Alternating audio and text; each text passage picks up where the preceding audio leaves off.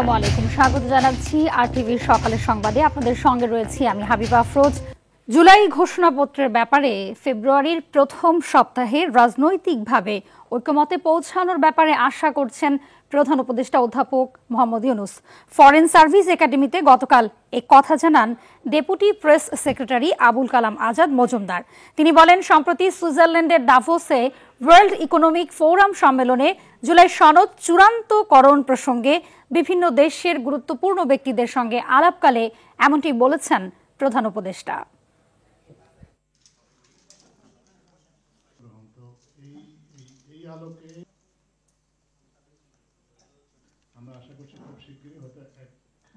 মাননীয় প্রধান উপদেষ্টা এই বিষয়ে দাভোসেও কথা বলেছেন কয়েকদিন আগে। উনি আশা প্রকাশ করেছেন যে ফার্স্ট উইক অফ জুলাই হয়তো এই বিষয়ে একটা রাজনৈতিকভাবে একটা ঐক্যমতে পৌঁছানো সম্ভব হবে।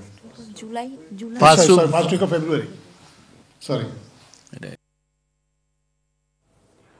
পেঁয়াজের বাজারে স্বস্তির হাওয়া, বাম্পার ফলনে বাজার ভরপুর দেশি মুড়িকাটা পেঁয়াজে বিক্রি হচ্ছে কেজি প্রতি ৪৫ থেকে ৫০ টাকায়। বিক্রেতারা বলছেন, আসছে রমজানেও পেঁয়াজের কোনো সংকট হবে না। তবে পেঁয়াজের ফলন ভালো হলেও ন্যায্য দাম থেকে বঞ্চিত হচ্ছেন কৃষকরা। বিশ্লেষকরা বলছেন, এই মুহূর্তে পেঁয়াজের আমদানি নিরুৎসাহিত করার পাশাপাশি উচ্চ শুল্ক নির্ধারণ করা জরুরি। সেলিম মালিকের রিপোর্ট। দেশে চলছে মুড়িকাটা পেঁয়াজের মৌসুম, দামেও স্বস্তি, বিক্রি হচ্ছে গত বছরের অর্ধেক দরে। ফরিদপুরের মুড়িকাটা ৫০ টাকা বিক্রি করতাম আগে, এখন ৪৫ টাকা। আর যেটা ৫৫ টাকা আগে বিক্রি করতাম, মানিকগঞ্জেরটা ওটা হচ্ছে আপনার ৫০ টাকা। এমন বাস্তবতায় কৃষক কি পেঁয়াজের ন্যায্য দাম পাচ্ছে? এই যেমন মেহেরপুর থেকে ঢাকার শ্যামবাজারে পেঁয়াজ এনে বিপাকে কৃষক রহিদুল। ১ বিঘা জমিতে ৭০-৮০ হাজার টাকা খরচ। এই পেঁয়াজটা আপনার গাড়ি করে নিয়ে আসতে আপনার ২০,৫০০ টাকা ভাড়া। ৩০ টাকা ৩১ টাকা পেঁয়াজ বিক্রি করে আমাদের পড়তে হয়েছে না, আমাদের এতে লস হয়েছে আপনার ৫০,০০০ টাকা লস। একই হতাশার কথা জানালেন কুষ্টিয়ার বাইজিদ আলিউ। ৫০-এর উপরে বিক্রি করতে তাহলে আসলটা কিছুটা ঘোরার সম্ভাবনা ছিল। সব মিলিয়ে প্রত্যেক কেজিতে আপনার লস হয়েছে ৩০ টাকা, ২৫ টাকা লস হয়েছে, ২৫ টাকা। আড়তদাররা বলছেন, দেশি পেঁয়াজের সরবরাহ ভরপুর, রমজানেও সংকটের শঙ্কা নেই, তারপরও থেমে নেই আমদানি। বিদেশ থেকে এখন যারা আনতেছে এরাও লস খাইতেছে, এরাও লাভবান না, কিন্তু তারা আশায় আনতেছে লাভ করব, কিন্তু আমাদের দেশের লোকও ক্ষতি করতেছে, তারাও ক্ষতি হইতেছে। আমাদের এখানে এখন যদি 40% ডিউটি বসায়, তাহলে ইম্পোর্টেড মাল 70-75 টাকা পড়তে পারবো। ডিউটির টাকাটা যখন আবার সামনের বছর পেঁয়াজ লাগাবে কৃষক, তখন এই যে টাকাটা উঠবে এটা তো গভর্নমেন্টের কাছে হিসাব থাকবে, ওই টাকাটা প্রণোদনা দিয়ে দিব। ভোক্তাদের সংগঠন ক্যাব বলছে, এখনই অতি আমদানির লাগাম টানা জরুরি। এই আমদানি শুল্কের ক্ষেত্রে এটা একটা ফিক্সড যে সিস্টেম, এটাকে আসলে চেঞ্জ করে দিয়ে এটা ফ্লেক্সিবল একটা সিস্টেম করা। যে সময় আমার দেশি উৎপাদন বাড়বে, এটা পেঁয়াজ হোক অন্য যে কোনো পণ্য হোক, তাহলে কিন্তু ওই সময়টা নিরুৎসাহিত করা। আর যদি কোনো কারণে আমদানি করাও লাগে, তাহলে কিন্তু আপনার ট্যারিফটা বাড়িয়ে দেওয়া। এই কৃষিবিদের মতে, সংরক্ষণ ব্যবস্থা উন্নত করা গেলে পেঁয়াজ আমদানির প্রয়োজন পড়বে না। আবিষ্কার হয়েছে নতুন জাত। পেঁয়াজটা সারা বছর রেখে আমরা খেতে পারবো, এবং এখানে যে উদ্বৃত্ত থাকবে সেটা আমরা দেশের বাইরেও কিন্তু আমরা এক্সপোর্ট করতে পারবো। আমার কাছে মনে হয় সরকারের সংরক্ষণের ব্যাপারটায়, স্টোরেজের ব্যাপারে যদি একটু পদক্ষেপ নেয়, তাহলে কিন্তু পেঁয়াজ শিল্প আমাদের ঘুরে দাঁড়াবে। তবে কৃষি বিপণন অধিদপ্তর জানাচ্ছে, সংরক্ষণ ব্যবস্থা জোরদার করতে এর মধ্যে পদক্ষেপ নেওয়া হয়েছে। প্রায় ৩০০-র উপরে ঘর করে দেওয়া হয়েছে, সেটার একটা পজিটিভ এফেক্ট থাকবে কিছুটা স্থানীয় পর্যায়ে, অন্ততপক্ষে পেঁয়াজের দামটার ক্ষেত্রে। রমজানের আগে পেঁয়াজের যৌক্তিক মূল্য নির্ধারণ করে দেওয়া হবে বলেও জানান তিনি। সেলিম মালিক, আরটিভি, ঢাকা। দর্শক, এই মুহূর্তে দিনাজপুরের হিলি থেকে সরাসরি যুক্ত হচ্ছেন সহকর্মী আব্দুল আজিজ। আজিজ জানাবেন যে দিনাজপুরে পেঁয়াজের বাজারে কি অবস্থা দেখছেন, আর বন্দরের আমদানি পরিস্থিতি কি রয়েছে?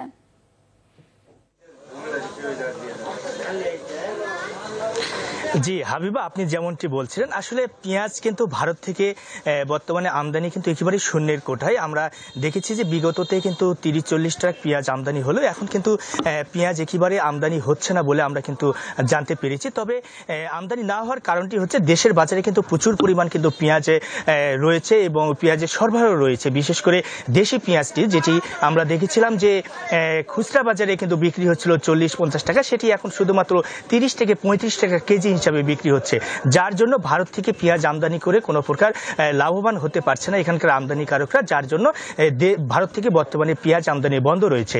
সেই সঙ্গে কিন্তু দেশি পেঁয়াজটি আমরা দেখেছি যে পাবনা সহ ঈশ্বরদী বিভিন্ন এলাকাতে কিন্তু প্রচুর পরিমাণ পেঁয়াজের মানে রপ্তানি হয়েছে, পেঁয়াজ কিন্তু উৎপাদন হয়েছে, যার জন্য এই ভারত থেকে পেঁয়াজের চাহিদাটা কি অনেকটা কমে গেছে। তবে দেশি পেঁয়াজের দাম কমলেও ক্রেতাদের মাঝে কিন্তু স্বস্তি ফিরলেও যারা কৃষক রয়েছে তাদের মাঝে কিন্তু একটি হতাশায় ভুগছে। কারণটি হচ্ছে দেশি পেঁয়াজ উৎপাদন করতে তাদের প্রচুর পরিমাণ খরচ হয়েছে, অর্থাৎ চাষাবাদ করতে একটি বিশেষ, যেহেতু বিভিন্ন দ্রব্যমূল্যের দাম বেশি, তাদের কিন্তু খরচটা বেশি হয়েছে, যার জন্য তারা যেভাবে বিক্রি করছে অল্প দামে, অর্থাৎ হয়তোবা পাইকারি বাজারে 30 থেকে 32 টাকা কেজি হিসেবে বিক্রি করছে, এতে কিন্তু তাদের লাভ তেমনটা হচ্ছে না, এমনটি কিন্তু জানিয়েছে। তবে ভারতীয় পেঁয়াজ আমদানি যদি পুরোপুরি বন্ধ হয়ে যায় সেক্ষেত্রে দেশের কৃষকরা কিছুটা লাভবান হবে, এমনটি কিন্তু এখানকার কৃষকরা জানিয়েছে। হিলি এলাকায় আমি খোঁজ নিয়ে দেখেছি এখানেও বেশ কিছু জমিতে কিন্তু এবারে দেশি পেঁয়াজ চাষাবাদ হয়েছে। তবে আপনাকে আরেকটা বিষয় জানিয়ে রাখি, দেশি পেঁয়াজের পাশাপাশি দাম কমার পাশাপাশি আলু সহ অন্যান্য পণ্যের দামটিও কিন্তু কমে গেছে। বর্তমানে আদা কিন্তু বিক্রি হচ্ছে আপনার শুধুমাত্র 80 থেকে 90 টাকা কেজি দরে, সেই সঙ্গে রসুনের দামটিও কমে গেছে। রসুন যেটি শুকনো রসুন সেটি 200 থেকে 220 টাকা এবং কাঁচা রসুন সেটি 180 টাকা কেজি দরে বিক্রি হচ্ছে। সেই সঙ্গে কাঁচামরিচের দামটিও কিন্তু অনেকটা কমে গেছে, কাঁচামরিচ শুধুমাত্র 20 থেকে 25 টাকা কেজি দরে বিক্রি হচ্ছে। তো হাবিবা, সব মিলে বলা চলে যে আমাদের ভারতে এখানকার যে কৃষক রয়েছে তারা চাচ্ছে যে ভারত থেকে কোনো প্রকার জন্য পেঁয়াজ এখন আমদানি করা না হয়, যদি আমদানি করা হয় সেক্ষেত্রে কিন্তু কৃষকরা অনেকটাই ক্ষতির মুখে পড়বে। তবে সাধারণ ক্রেতাদের অভিযোগ যে ভারতীয় পেঁয়াজ বন্ধ করে যদি দেশি পেঁয়াজের দাম যেন না বাড়ে সেই বিষয়ে কিন্তু প্রশাসনের হস্তক্ষেপ কামনা করেছে এখানকার সাধারণ ভোক্তারা। তো এখন পর্যন্ত বলা চলে বাজার পরিস্থিতি অনেকটাই স্বাভাবিক আছে, তবে কৃষকদের মাথায় কিন্তু হাত। এই ছিল আমার কাছে দিনাজপুরের হিলি থেকে বাজার পরিস্থিতি নিয়ে, অর্থাৎ পেঁয়াজের বাজার নিয়ে সর্বশেষ পরিস্থিতি। হাবিবা, জি ধন্যবাদ আপনাকে। 3 পর্বে অনুষ্ঠিত হতে যাচ্ছে এবারের বিশ্ব ইজতেমা। তাবলিগ জামাতের বিশ্ব ইজতেমা বাস্তবায়নে টঙ্গীর তুরাগ তীরে এখন চলছে শেষ মুহূর্তের প্রস্তুতি। এর মধ্যে মুসল্লিদের নিরাপত্তার পাশাপাশি সুষ্ঠু ট্রাফিক ব্যবস্থাপনার স্বার্থে 13 দফা নির্দেশনা দিয়েছেন পুলিশ। পাশাপাশি সহায়তা থাকবে তাবলিগের স্বেচ্ছাসেবক বাহিনী। দেশ বিদেশ থেকে আসা মুসল্লিদের জন্য উত্তর পশ্চিমে তৈরি হয়েছে বয়ান মঞ্চ। 31 জানুয়ারি থেকে 2রা ফেব্রুয়ারি ও 3 থেকে 5 ফেব্রুয়ারি জুবায়ের অনুসারীরা ইজতেমার প্রথম ও দ্বিতীয় পর্বে অংশ গ্রহণ করবেন। 14 থেকে 16 ফেব্রুয়ারি তৃতীয় পর্বের ইজতেমায় অংশ নেবে সাদ অনুসারীরা।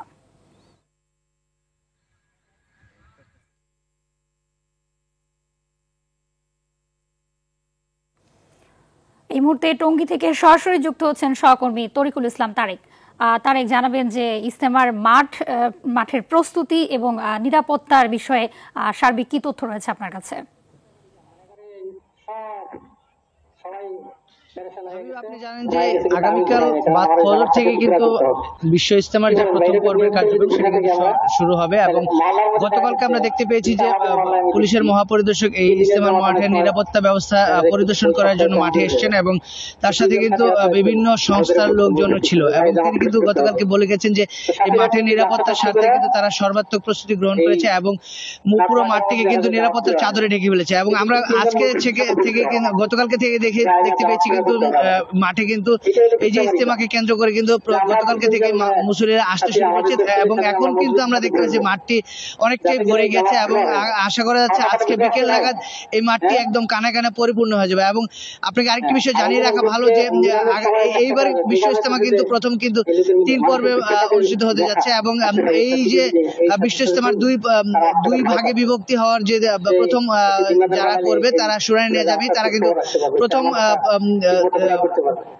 31 তারিখ থেকে 2 তারিখ পর্যন্ত এক দফা এবং 3 তারিখ থেকে 5 তারিখ পর্যন্ত দ্বিতীয় দফার ইজতেমার কার্যক্রম পরিচালনা করবে এবং পরবর্তীতে কিন্তু 14 তারিখ থেকে 16 তারিখ পর্যন্ত সাদ অনুসারীরা ইজতেমা কার্যক্রম করবে। এছাড়াও নিরাপত্তার বিষয়ে আরেকটি বিষয় আপনাকে জানিয়ে রাখি যে এই ইজতেমার মাঠকে কেন্দ্র করে কিন্তু 16টি ওয়াচ টাওয়ারের মাধ্যমে সার্বক্ষণিক মাঠটিকে পর্যবেক্ষণ করা হবে। এছাড়াও 20টি মোবাইল পেট্রোলিং টিম রয়েছে এবং 20টি চেকপোস্টের মাধ্যমে কিন্তু এই যে ইজতেমার আগত মুসল্লিরা রয়েছে তাদেরকে নিরাপত্তা নিশ্চিত করা হবে।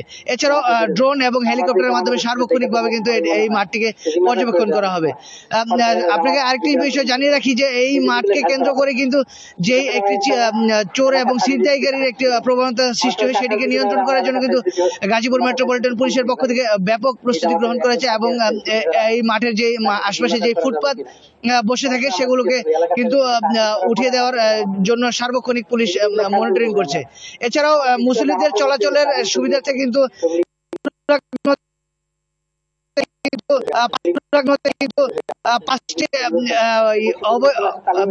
অস্থায়ী পশ্চিম পাড় থেকে পূর্ব পাড়ে মানুষ আসতে পারবে। তো এই ছিল আমার কাছে সর্বশেষ তথ্য। হাবিবা। জি, ধন্যবাদ আপনাকে তারেক। টঙ্গীর ইস্তেমা ময়দান থেকে যুক্ত ছিলেন সহকর্মী তরিকুল ইসলাম তারেক। নানা সমস্যায় ব্যাহত হচ্ছে কুমিল্লার দেবিদ্বার উপজেলার স্বাস্থ্য কমপ্লেক্সের চিকিৎসার সেবা। দালালদের দৌরাত্ম্য ও ওষুধ কোম্পানির প্রতিনিধিদের অত্যাচারে অতিষ্ঠ সেবা প্রার্থীরা, ফলে চরম ভোগান্তি পোহাতে হচ্ছে উপজেলার লাখো মানুষকে। সমস্যার কথা স্বীকার করে ব্যবস্থা নেওয়ার আশ্বাস দিলেন উপজেলার স্বাস্থ্য কর্মকর্তা। কুমিল্লা থেকে আবুল খায়ের পাঠানো প্রতিবেদন জানাচ্ছেন রেজওয়ান শরীফ। হাসপাতাল প্রাঙ্গণ, প্রধান ফটক কিংবা করিডোর সবখানে ছদ্মবেশে অবস্থান করছে দালালরা। বিভিন্ন ক্লিনিক ও ওষুধের দোকানের এসব দালাল রোগীদের কাছ থেকে ছো মেরে নিয়ে নেয় ব্যবস্থাপত্র। কম দামে ওষুধ ও ডায়াগনস্টিক পরীক্ষার প্রলোভন দেখিয়ে রোগীদের কবজা করে নেয়। নিত্যদিনের এই চিত্রটি কুমিল্লার 50 শয্যা বিশিষ্ট দেবিদ্বার উপজেলা স্বাস্থ্য কমপ্লেক্সের। দালালদের উৎপাতের সঙ্গে যুক্ত হয়েছে ওষুধ কোম্পানির প্রতিনিধিদের উটকো ঝামেলা। নিজ কোম্পানির ওষুধ ব্যবস্থাপত্রে ঠাঁই দিতে চিকিৎসকদের দাঁড়ে দাঁড়ে ঘুরছে তারা। নানা সুযোগ সুবিধা ও কমিশন পেয়ে চিকিৎসকরাও লিখছেন অখ্যাত মানহীন কোম্পানির ওষুধ। ফলে নানাভাবে ক্ষতিগ্রস্ত হচ্ছেন সেবা প্রার্থীরা। ডাক্তারদের এই সুচিকিৎসার প্রতি তাদের খেয়াল নাই, তারা বাহিরে প্রাইভেট চেম্বারে বসার জন্য বেশি আগ্রহ বেশি এবং রোগীদেরকে প্রাইভেট চেম্বারে যাওয়ার জন্য বলে। হসপিটাল এটা একটা কসাইখানা, ওইখানে গেলে আমরা গরিব মানুষ, আমাদেরকে একটা লিখিত দিয়ে দেয়, যান আমরা আপনারা বাইরে যে ওষুধ কিনে নিয়ে আসেন। হাসপাতালের নানা সংকট ও দালালদের কারণে সেবা প্রদান বিঘ্নিত হচ্ছে বলে জানান কর্মরতরা। রোগীর কারণেই আমরা আসলে হিমশিম খেয়ে যাই, তো আমাদের একটু লোকবলও প্রয়োজন আছে আমাদের এখানে।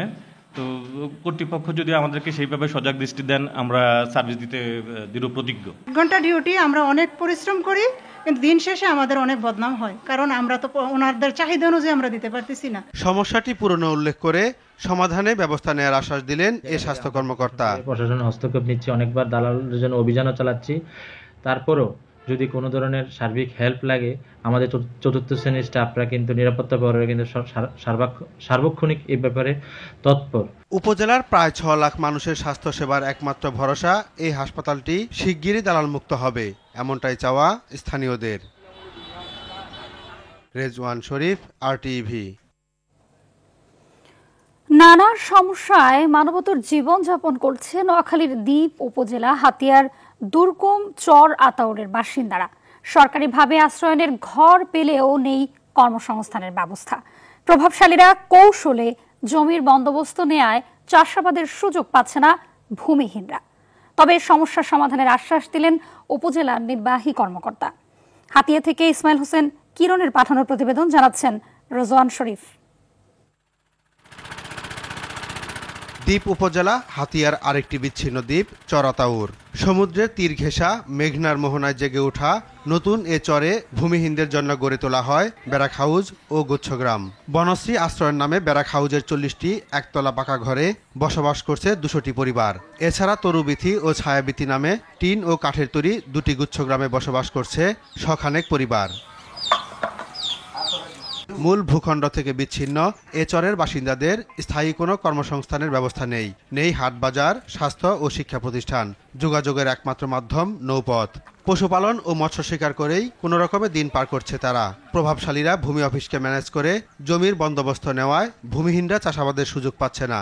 নেতারা একজন 50 কানি 30 কানি 60 কানি চাষ করে, আঙরে এক কুয়া দিতে রাজি নেই। আত্মাজাল খেলি যদি দুগা পাই এক বেলা খাইয়ে না পাইলে না খাইয়ে। জমিনে ধান কাটছে, আঙুর একটা সোয়ার টোয়াতে দেয় না, একটা জমির নামতে দিতেছে না। একটা শিশুর যদি কোনো অসুবিধা তাও আমরা নিতে পারি না, মা অসুস্থ হলে নিতে পারি না, ছেলে অসুস্থ হলে নিতে পারি না। নদী ভাঙনে সর্বস্ব হারানো ভূমিহীনদের 2017 সাল থেকে এ চরে পুনর্বাসন করা হয়। জনমানবহীন এ চরে আসতে অপারগতা প্রকাশ করলেও পরে নানা সুযোগ সুবিধার আশ্বাসে তারা আসতে সম্মত হয়।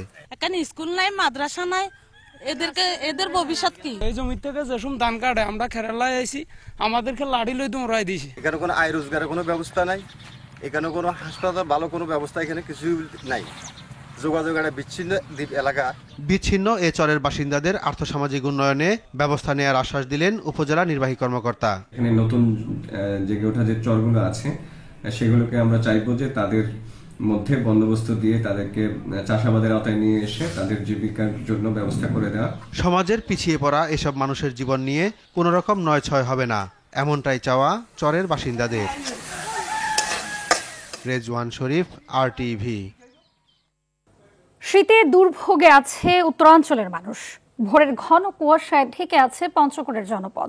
সকালে এই জেলায় 9.5 ডিগ্রি সেলসিয়াস তাপমাত্রা বিরাজ করছে। উত্তরের হিমেল বাতাস শীতের তীব্রতা বাড়িয়ে দিয়েছে। শীতে কাজে যেতে বিপাকে পড়ছে শ্রমজীবী মানুষ। চুয়াডাঙ্গায় তাপমাত্রা বাড়লেও কমেনি শীতের তীব্রতা, এতে ব্যাহত হচ্ছে মানুষের স্বাভাবিক কাজকর্ম। হাসপাতালে বাড়ছে শীতজনিত রোগীর সংখ্যা। এছাড়াও কুড়িগ্রাম, দিনাজপুর, হিলিতে শীতে ভোগান্তি পোহাতে হচ্ছে মানুষকে।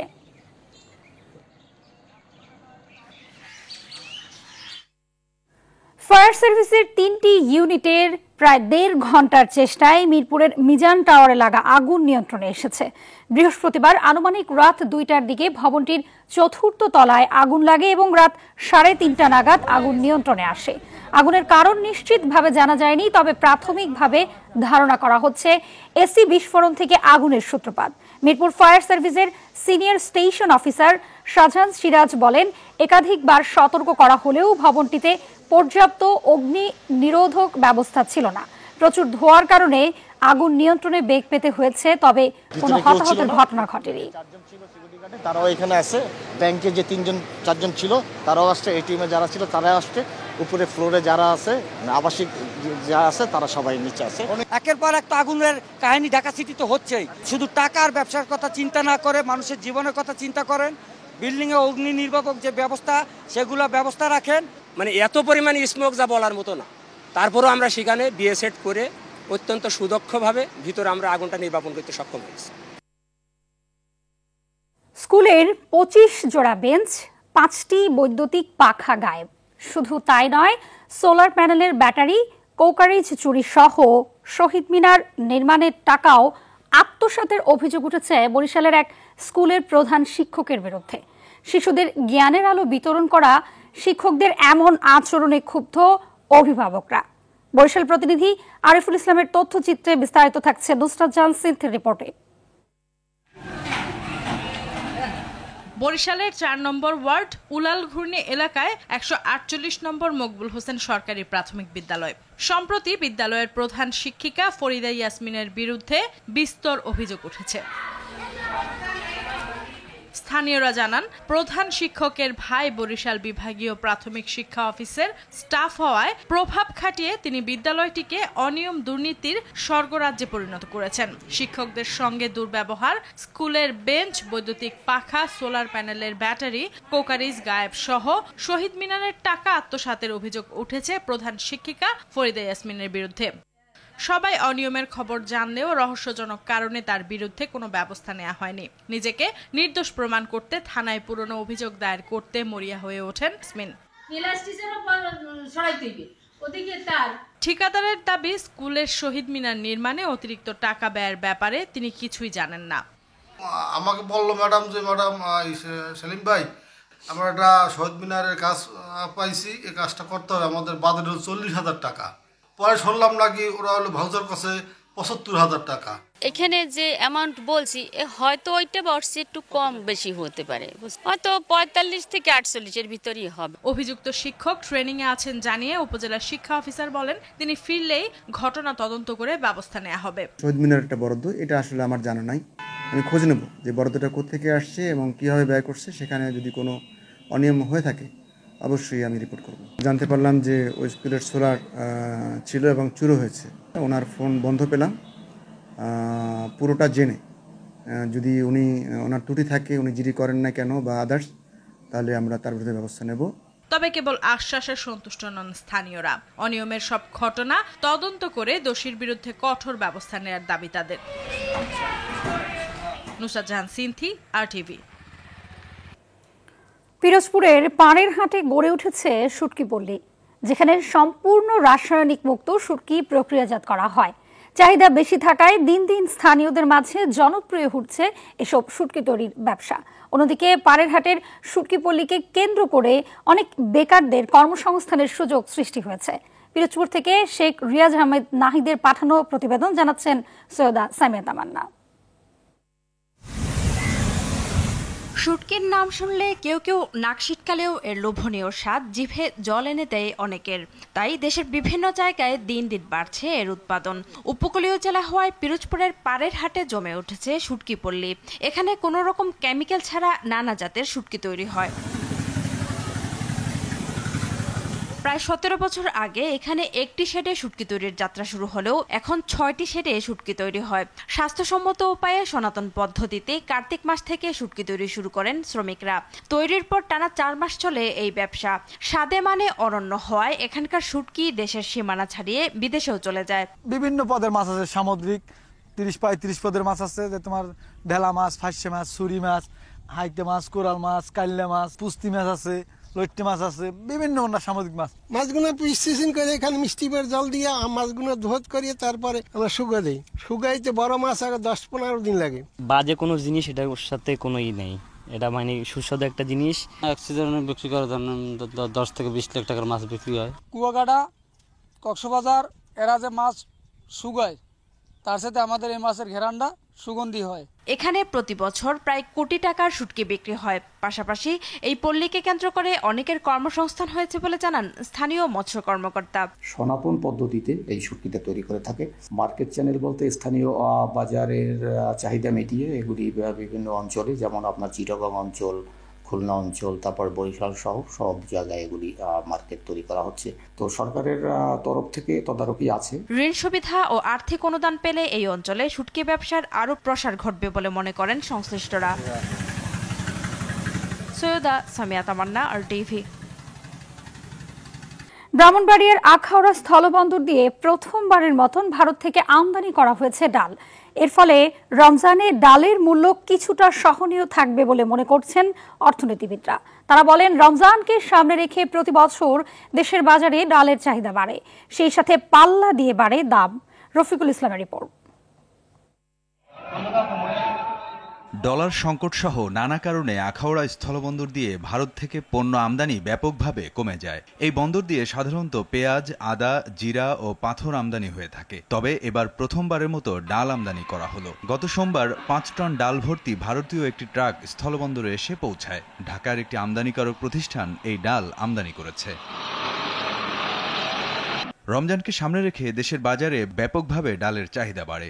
এই সুযোগে ইচ্ছেমতো দাম বাড়ায় ব্যবসায়ীরা। তবে ডাল আমদানির ফলে বাজারে ইতিবাচক প্রভাব পড়বে বলে মনে করছেন এই অর্থনীতিবিদ। অবশ্যই মনে করি ইতিবাচক ভূমিকা রাখবে। উৎপাদন সক্ষমতা যেখানে আমাদের ঘাটতি রয়েছে, সেখানে অবশ্যই আমাদের আমদানি করে এনে আমাদের এখানে যে ঘাটতি আমাদের মেটাতে হবে। নিত্যপণ্যের বাজারের দাম সহনীয় রাখতে আমদানি নির্ভরতা কমিয়ে আরো বেশি উৎপাদনমুখী হতে হবে বলে মত এই অর্থনীতিবিদের। ভোক্তাদের যদি আমরা কিছুটা হলেও যদি স্বস্তি দিতে চাই, কৃষক থেকে সরাসরি ভোক্তার কাছে একটি বিকল্প বাজার ব্যবস্থা যদি আমরা নির্মাণ করতে পারি, তাহলে আমি মনে করি যে ভোক্তার নাগালের মধ্যে আমাদের নিত্য প্রয়োজনীয় পণ্যগুলো আমরা রাখতে পারবো। উৎপাদন ব্যবস্থাপনা আমি মনে করি ব্যাপক একটি ঘাটতি রয়েছে, এটি আমি মনে করি সর্বপ্রথম আমাদের নিরসন করতে হবে। রফিকুল ইসলাম, RTV, ঢাকা।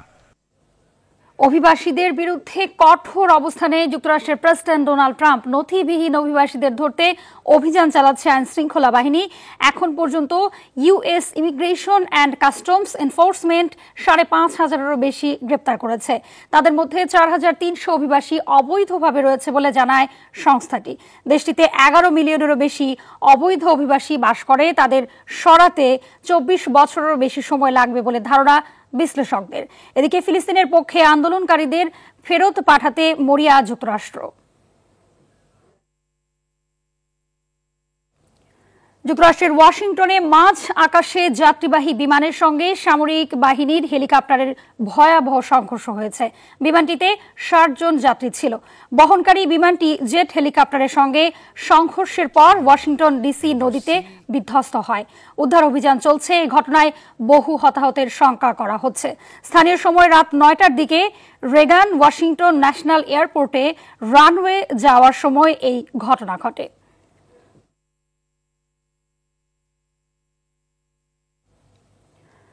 দীর্ঘ 15 মাসেরও বেশি সময় পর চলতি মাসেই ফিলিস্তিনের গাজায় কার্যকর হয়েছে যুদ্ধবিরতি চুক্তি।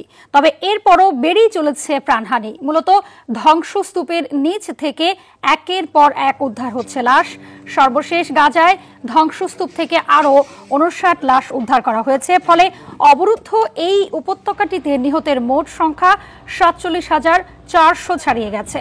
আল জাজিরা জানায়, ইসরায়েলি আক্রমণে আহতের সংখ্যা 1,11,571 জনে পৌঁছেছে। অনেক মানুষ এখনও ধ্বংসস্তূপের নিচে এবং রাস্তায় পড়ে থাকলেও উদ্ধারকারীরা তাদের কাছে পৌঁছতে পারছে না। বাংলাদেশ প্রিমিয়ার লিগ ক্রিকেটের আলাদা ম্যাচে প্লে অফের আশা নিয়ে মাঠে নামবে খুলনা টাইগার্স ও চিটাগং কিংস। মিরপুর শেরেবাংলা স্টেডিয়ামে দিনের প্রথম ম্যাচে রংপুর রাইডার্সের মুখোমুখি হবে খুলনা টাইগার্স। তালিকার শীর্ষে ফিরতে খুলনার বিপক্ষে জয় পেতে চায় রংপুর, আর প্লে অফের পথে এগিয়ে যেতে খুলনাও এই ম্যাচে ভাবছে না জয়ের বিকল্প। দুপুর 1:30টায় শুরু হবে ম্যাচটি। একই ভেন্যুতে সন্ধ্যা 6:30টায় প্লে অফের স্বপ্ন নিয়ে সিলেট স্ট্রাইকার্সের বিপক্ষে মাঠে নামবে চিটাগং কিংস।